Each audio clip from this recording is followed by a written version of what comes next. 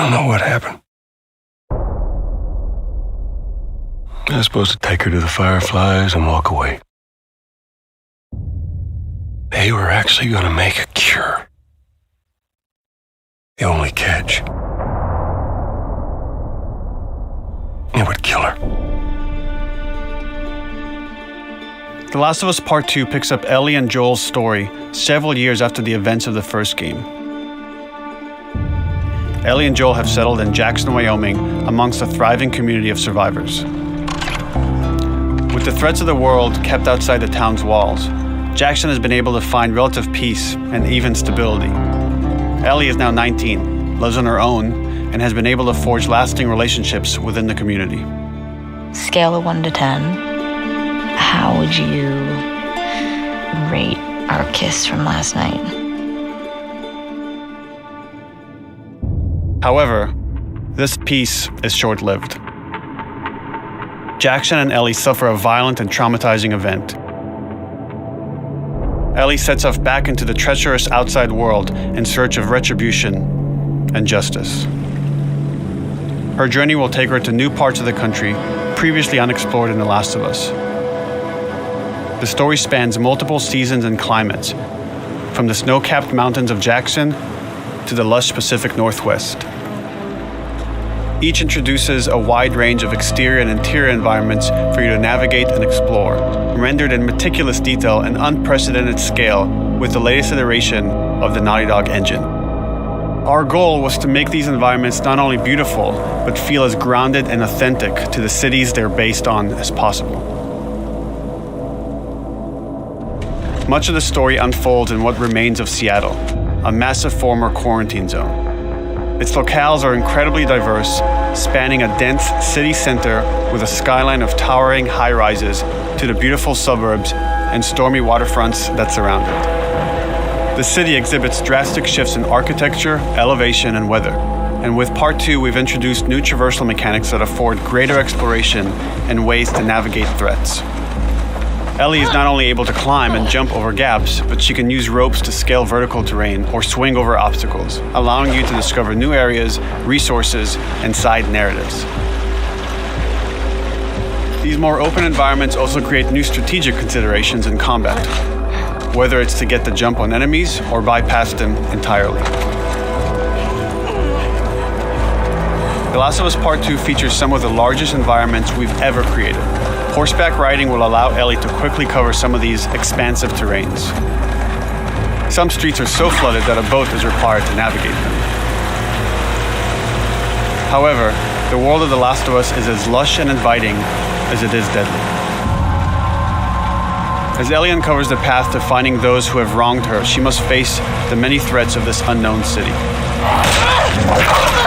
In the wake of the pandemic and the fall of the quarantine zone, Seattle has become a war zone, where two warring factions find themselves in an ongoing conflict for territory and resources. One of these groups is the Washington Liberation Front, otherwise known as the WLF. The WLF are a militia group that began as resistance to the military occupation of Seattle and eventually wrestled control of the city from them.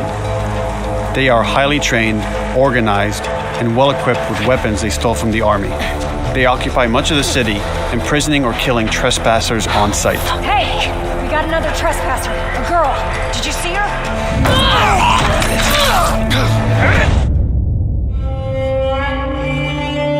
On the other side of this bloody conflict is a group of religious zealots called the Seraphites, or Scars, defined by the self-inflicted deep cuts that they bear across their faces. Like the WLF, they're deeply tribalistic and territorial. They're known for being stealthy, using overgrowth as cover, and they use more silent weapons like bows and arrows. Clip her wings.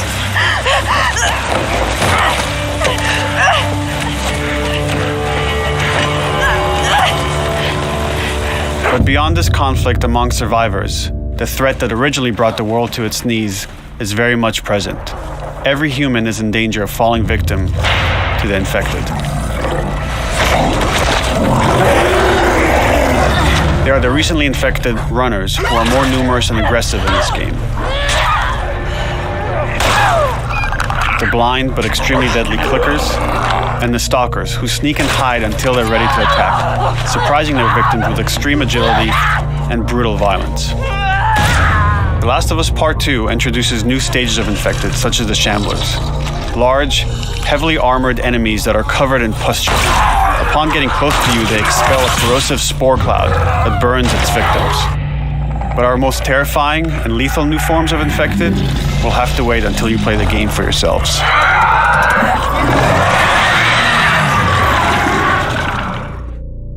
Overcoming these threats will require careful consideration of how you approach every combat encounter and how you leverage Ellie's unique skills, equipment, and the environment to your advantage. I got something. Infected? Let's get in there. The WLF patrol the streets of Seattle with guard dogs, which are capable of detecting and following you, even while in cover. You think this guy's connected to the They can pick up your scent and alert their handlers to your presence. If they weren't. Listen mode will reveal your scent trail, so keep moving and cause distractions to avoid detection. They could be hiding anywhere. 25 years after the pandemic began, the world is completely overgrown. Use tall grass to hide from enemies and go prone to stay out of sight. However, this form of analog stealth means you're never fully hidden. If enemies get close enough, they can discover you, even in grass. When Ellie is overwhelmed, running away is a viable option. You can also break glass or crawl through tight spaces to find new paths or areas to evade or take on your enemies. In any given combat situation, you can flee an encounter and re-establish stealth to regain the advantage. If you absolutely have to fight your way out, there are a variety of tools at your disposal. Ellie's more agile than most of her enemies. She can sprint and quickly dodge incoming attacks. Learning how opponents attack with different weapons and mastering the timing of your dodges will prevent you from taking damage and create opportunities to counterattack. You can use throwable items or well-placed shots to stun enemies before dealing a killing blow. Or using them as a shield to protect yourself or buy some time to figure out your next move.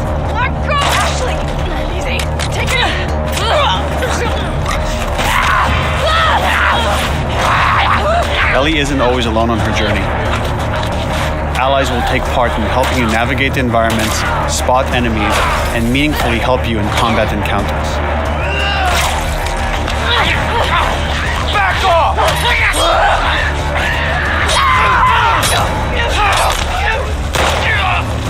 Got you now!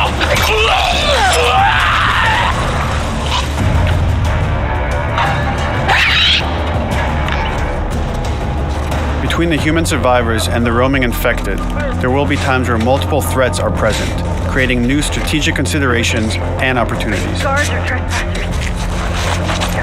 You can choose whether to attack these opponents separately and directly, or find ways to pit them against each other. Flee as they fight, or wait until their numbers have thinned out and engage with whomever's left.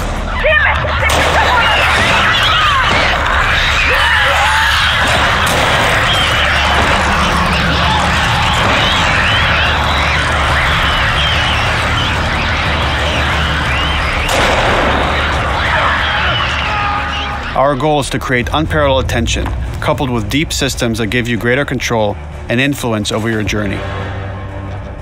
As you play, you'll be able to invest in a broad collection of crafting items, weapon, and player upgrades through training manuals scattered throughout the environment and scavenging for ingredients.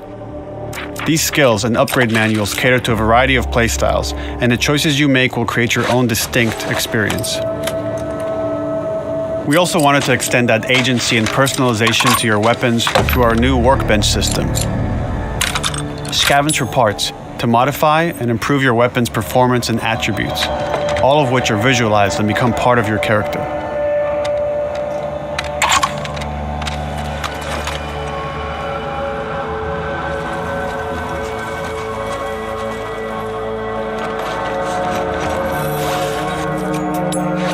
Survival will also require using the parts and ingredients that you'll find in the environment, which can be crafted into a wide range of defensive and offensive items, like proximity mines, explosive arrows, pistol suppressors, and more.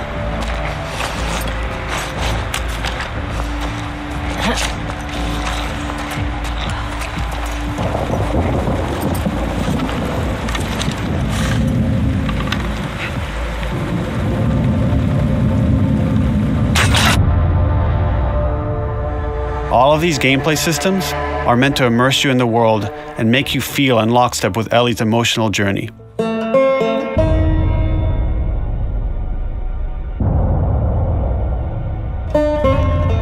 As we've said before, this is Naughty Dog's largest, most ambitious game.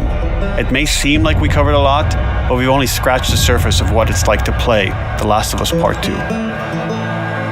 We can't wait for you to experience it all for yourself on June 19th.